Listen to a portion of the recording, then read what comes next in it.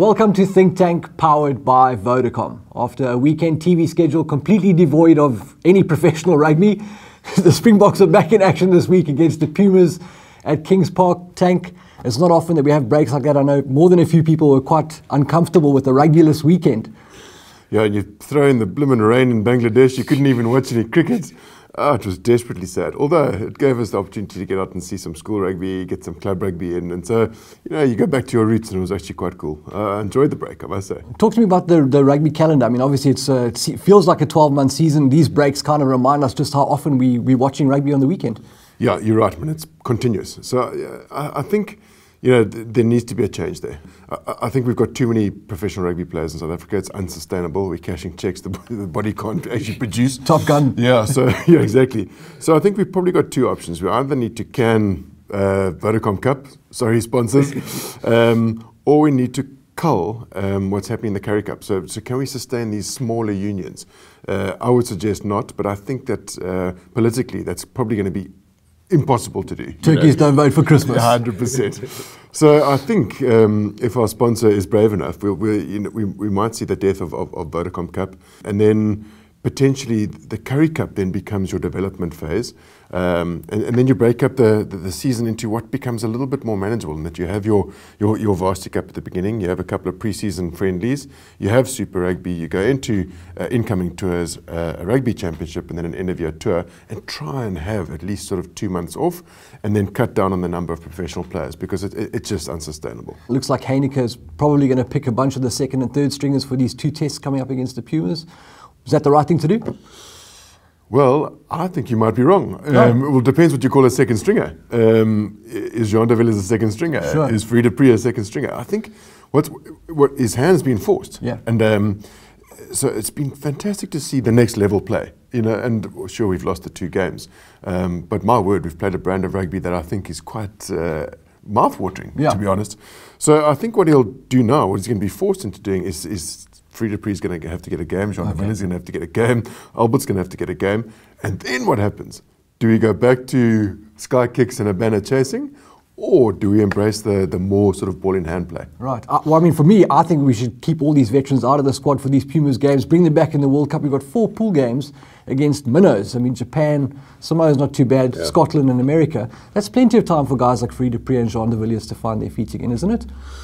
Whoa, risky. Really? But I like your thinking. I'm not sure Heyneke will do it. So you almost, what you're saying is you continue with almost what's called the second string players. Let's give Faf de Klerk a run. Let's give these guys runs against the Pumas. Let's try run them off their feet and see how it goes. Yeah. And come the World Cup, you can always call back that experience. Unlike Wales, who have to start against England at Twickenham, we've got soft games coming up. I mean, there's plenty of time there. And if we win ugly, it might actually help us in the sense that we won't reach the quarterfinals as the favourites to win the competition. No, I like your thinking. I think Meyer's a conservative coach, and he likes to have his ducks in a row. So, is he 100% confident that Peter Steff can play, right, that Jean de Villiers can play, that Matfield even, Jean de Villiers. So I think he'll probably need to have a look at them before the World Cup. And, there's just 2 games left. Yeah. So he's probably going to have to balance those 2 models between the 2 of them. Right, that brings us to the question of the week, which comes from Eastran Mullet. He wanted to know, has Heyneke Meyer's selection policy over the last couple of years on the end-of-year tour in terms of experimenting with different combinations finally caught up with us?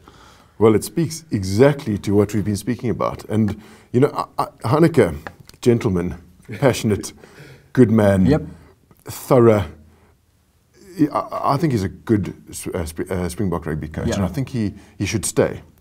But he has definitely been a little bit conservative in his selection policy. To me, Meyer's always played his number 1 team, perhaps to the detriment of building a squad base. Yeah. And what's happened in the last 2 games is that you've gone to Perceau, you've gone to Loot de Jager, and you've gone to Jesse Creel. Yeah. Even Damon de Allender wasn't part of the mix.